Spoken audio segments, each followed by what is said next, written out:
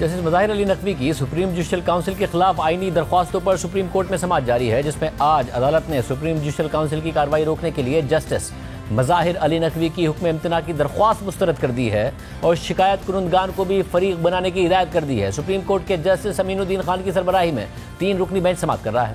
Justice جمال مندوخیل اور justice مسرت ہلالی بھی bench کا حصہ ہیں۔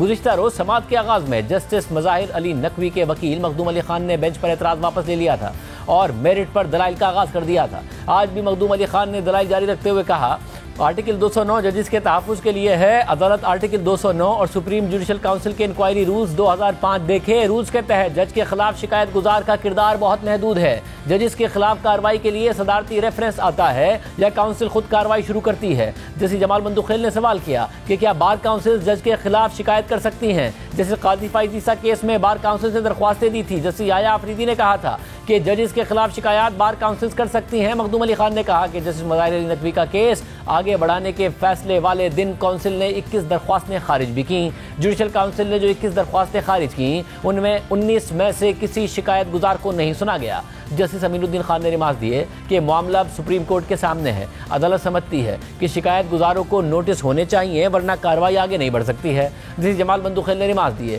کہ جب آپ کا موقف ہے کہ شکایت بدنیتی پر مبنی ہے تو شکایت گزاروں کو کیسے نہ سنیں؟ مخدوم علی خان نے کہا کہ عدالت نے اپنے ادارے کا تحفظ کرنا ہے۔ اگر ان شکایت گزاروں کو فریق بنایا تو تمام خارج شدہ شکایتوں پر 184(3) کی درخواستیں آئیں گی۔ جسٹس مسرت ہلالی نے سوال کیا کہ کیا ججز کے خلاف نامعلوم درخواستیں بھی سنی جاتی ہیں؟ مخدوم علی خان نے جواب دیا کہ ججز کے خلاف نامعلوم درخواستیں نہیں سنی جاتی۔ جسٹس مظاہر علی نقوی کے خلاف کسی نامعلوم کی شکایت ہے بھی نہیں۔ عدالت کے سامنے سوال یہ ہے کہ کیا شکایت کنندہ کو فریق بنایا جا سکتا ہے یا نہیں؟ اس سوال کا جواب سپریم کورٹ کے 5 رکنی بینچ نے شاہد اورکزئی کیس میں دیا تھا۔ عدالت نے قرار دیا تھا کہ توہین عدالت کیس میں معاملہ عدالت اور توہین کرنے والے کے درمیان ہوگا۔ جسٹس امین الدین خان نے سوال کیا کہ دلائل شکایت کنندہ سے متعلق ہیں تو یہ عدالت شکایت کنندہ کو نوٹس نہیں کر سکتی؟ مخدوم علی خان نے جواب دیا کہ اگر شکایت ہی نہ ہو تو جوڈیشل کونسل کی کارروائی شروع ہی نہیں ہوگی۔ جسٹس جمال مندوخیل نے پھر سوال کیا کہ فرض کریں کہ اگر عدالت سمجھتی ہے کہ شکایت بدنیتی پر مبنی ہے اور اسے ختم کر دیتی ہے تو پھر شکایت ختم کرنے کے بعد شکایت کنندہ کو سنے بغیر اسے کیسے سزا دی جا سکتی ہے؟ مخدوم علی خان نے اس پر کہا کہ اس عدالت کے پاس آرٹیکل 184(3) کے تحت سزا دینے کا اختیار نہیں ہے۔ جسٹس قاضی فائز عیسیٰ ریفرنس کے فیصلے میں قرار دیا گیا کہ شکایت کنندہ کو کارروائی کے مطالبے کا اختیار نہیں ہے۔ جسٹس امین الدین خان نے ریمارک دیتے ہوئے کہا کہ ہمارے سامنے کوئی شکایت گزار تو نہیں آیا، جج آئے ہیں۔ اس پر مخدوم علی خان نے کہا کہ آپ کہہ رہے ہیں کہ جب تک انفارمر فریق نہیں بنے گا تب تک عدالت تمہیں نہیں سنے گی۔ اگر آپ اس عدالت کا دروازہ کھول دیں گے تو پھر کوئی اور ججز کے خلاف آئے گا۔ آپ نے تو سپریم کورٹ کو بہت بڑے خطرے سے دوچار کر دیا ہے۔ آپ مجبور کر رہے ہیں کہ شکایت کنندہ کو کیس میں لازمی فریق بناؤں۔ اگر دوسرے فریق کو سننا لازمی ہے تو پھر میرا ایک سوال ہے، جن ججز کے خلاف 20 شکایات کسی کو سنے بغیر خارج ہوئیں تو کیا وہ انصاف کے خلاف نہیں تھا؟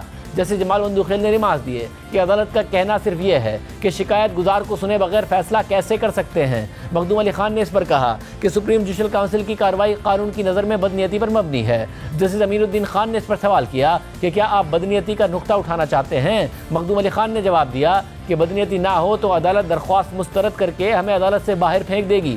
دونوں صورتوں میں جوڈیشل کونسل کی کارروائی کے خلاف درخواست خارج ہی قرار دی جائے گی۔ ہمارا کیس ہی یہ ہے کہ سپریم جوڈیشل کونسل کی کارروائی قانونی بدنیتی ہے۔ جسٹس جمال مندوخیل نے سوال کیا کہ سپریم جوڈیشل کونسل آئینی باڈی ہے تو ہم اسے کیا حکم دے سکتے ہیں؟ مخدوم علی خان نے کہا کہ افتخار چودھری کیس میں عدالت نے سپریم جوڈیشل کونسل کی کارروائی پر حکم امتناع دیا تھا۔ شوکت صدیقی کیس میں جسٹس عظمت سعید نے کہا کہ فیصلہ نہیں لکھ رہے، کونسل کارروائی کرے تو بتانا، عدالت کے سامنے تحریر شدہ فیصلہ رکھ رہا ہوں۔ جسٹس جمال مندوخیل نے کہا کہ اگر ہم حکم امتناع دے دیں اور سپریم جوڈیشل کونسل کارروائی جاری رکھے تو پھر کیا ہوگا؟ اس مرحلے پر مخدوم علی خان نے دوبارہ استدعا کی کہ سپریم جوڈیشل کونسل کی کارروائی روک دی جائے، لیکن عدالت نے یہ درخواست مسترد کر دی اور جسٹس امین الدین خان نے ریمارک دیے کہ ابھی تو صرف فریقین کے معاملے کو دیکھا ہے، ابھی تو کیس کے میرٹس ہی نہیں سنے۔ جسٹس جمال مندوخیل نے پھر سوال کیا کہ کیا جج کے خلاف شکایت کرنے والے کو کوئی تحفظ حاصل نہیں ہے؟ ایسے تو شہریوں کو روکنے والی بات ہے کہ جج کے خلاف شکایت ہی نہ کرو۔ مخدوم علی خان نے جواب میں کہا کہ یہ تو آئین سازوں نے فیصلہ کیا ہے۔ سپریم جوڈیشل کونسل کا دروازہ آئین سازوں نے آرٹیکل 209 میں کھولا۔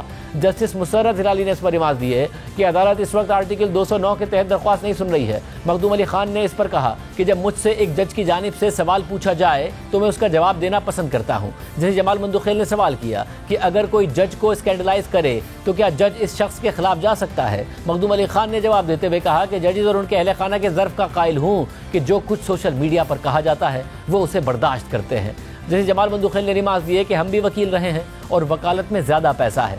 जज इज्जत और वक़ार के लिए बनते हैं, अगर उसको भी कोई नुकसान पहुंचाए तो क्या माफ़ होगा।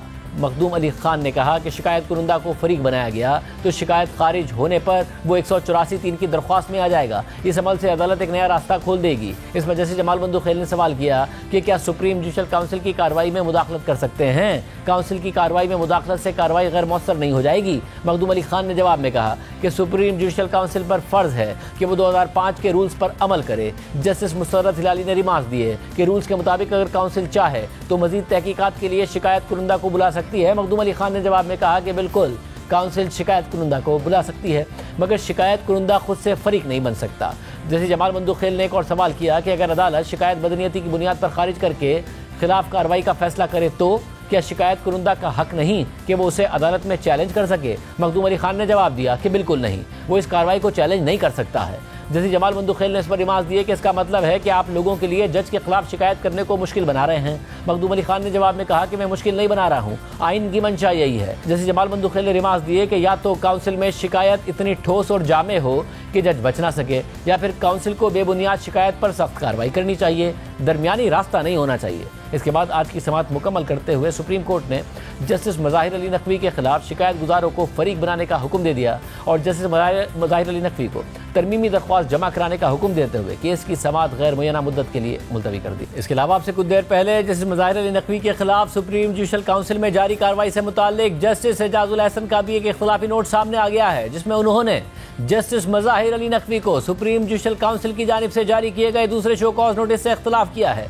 जस्टिस एजाजुल एहसन के इख्तिलाफी नोट के मुताबिक बदकिस्मती के साथ मेरी राय में इस मामले की कार्रवाई गैर जरूरी तौर पर जल्दबाजी में की जा रही है, जो तयशुदा उसूलों की बरक्स है। इसमें बहस और बातचीत का अमल मौजूद ही नहीं था और ना ही इसकी इजाजत दी गई थी। 22 नवंबर की कार्रवाई जिसमें दूसरा शो कॉज नोटिस जारी किया गया था, उसमें भी किसी किस्म की कोई बातचीत या गौर फिक्र नहीं किया गया था और इस किस्म की कार्रवाइयों ने पूरे अमल पर शुबहात पैदा कर दिए हैं। इसलिए मैं इस अमल और जिस तरीके से कार्रवाइयाँ की गई हैं उनसे इख्तिलाफ करता हूँ और जहाँ तक इल्जामात का ताल्लुक है मेरी राय में वो बिल्कुल मेरिट और सब्सटेंस के बगैर हैं। कानून की सूरत में भी और बादी उन नज़र में हक़ाइक़ का जायजा लेने के बाद भी जस्टिस एजाजुल एहसन के नोट के मुताबिक पहला इल्जाम यह है कि मज़कूरा जज काबिल रसाई हैं। ये एक इंतहाई अजीब दावा है जो सिर्फ ऑडियो क्लिप्स और अदालती ऑर्डर्स पर मबनी है और आर्टिकल 209 के तहत किसी भी अदालती ऑर्डर की बुनियाद पर कार्रवाई नहीं हो सकती है। ऑडियो और वीडियो क्लिप्स की अदालती कार्रवाई में इस्तेमाल के हवाले से इस अदालत के एक से ज़्यादा फैसले मौजूद हैं और इस हवाले से कानून पहले से अच्छी तरह तयशुदा है। इसलिए ये इल्ज़ाम लगाना और इसको शो कॉज नोटिस में शामिल करना पहले से मौजूद तयशुदा कानून की वाज़ेह खिलाफवर्जी है।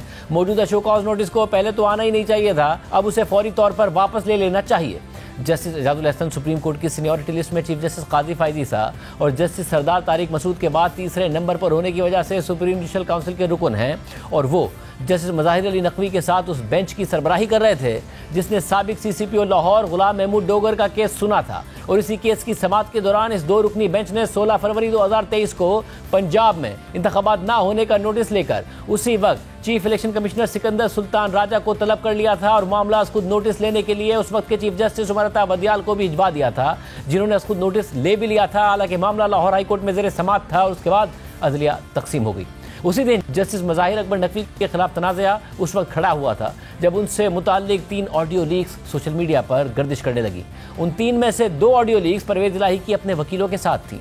एक ऑडियो लीक में परवेज़ इलाही अपने प्रिंसिपल सेक्रेटरी मोहम्मद खान भट्टी का केस जस्टिस मज़ाहिर अकबर नकवी के सामने समाअत के लिए मुकर्रर करने की दरख्वास्त कर रहे थे, जबकि दूसरी ऑडियो में परवेज़ इलाही अपने वकील और सुप्रीम कोर्ट बार एसोसिएशन के सदर आबिद ज़ुबैरी को भी यही कहते हुए सुनाई दिए कि केस जस्टिस मज़ाहिर अकबर नकवी के सामने लगाना है क्योंकि काम ठीक हो जाएगा, जिसकी हामी भरते हुए आबिद ज़ुबैरी ने कहा था कि CCPO गुलाम महमूद डोगर का केस भी जस्टिस मज़ाहिर अकबर नकवी के सामने लगा हुआ है। 16 फरवरी 2023 को जो परवेज़ इलाही की ऑडियो लीक सामने आई थी उनमें से एक ऑडियो मुबैना तौर पर जस्टिस मज़ाहिर अकबर नकवी और परवेज़ इलाही के दरमियान होने वाली बातचीत की थी, जिसमें परवेज़ इलाही मुबैना तौर पर जस्टिस मज़ाहिर अकबर नकवी से कह रहे थे कि मैं आपके घर आ रहा हूँ और सलाम करके वापस चला जाऊँगा। اب یہ سی سی پی غلام محمود ڈوگر کا کیس وہی کیس ہے جس کی سماعت کرتے ہوئے جسٹس اعجاز اللہ احسن اور جسٹس مظاہر اکبر نقوی نے پنجاب میں الیکشن کے التوا کا معاملہ اٹھا دیا تھا اور از خود نوٹس کے لیے کیس سابق چیف جسٹس عمر عطا بندیال کو بھجوا دیا تھا۔ حالانکہ معاملہ پہلے ہی لاہور ہائی کورٹ میں زیر سماعت تھا، جس کے بعد جسٹس عمر عطا بندیال نے اس کیس کا از خود نوٹس لے لیا اور الیکشن سے متعلق ایک ایسے تنازع نے جنم لیا جسے سپریم کورٹ واضح طور پر 2 دھڑوں میں تقسیم در تقسیم ہو گئی۔ اس بینچ میں جسٹس اعجاز اللہ احسن جسٹس مظاہر علی نقوی کے ساتھ تھے اور آج جسٹس مظاہر علی نقوی کو جاری کیے گئے شو کاز نوٹس سے اختلاف اسے اعجاز اللہ احسن کر رہے ہیں۔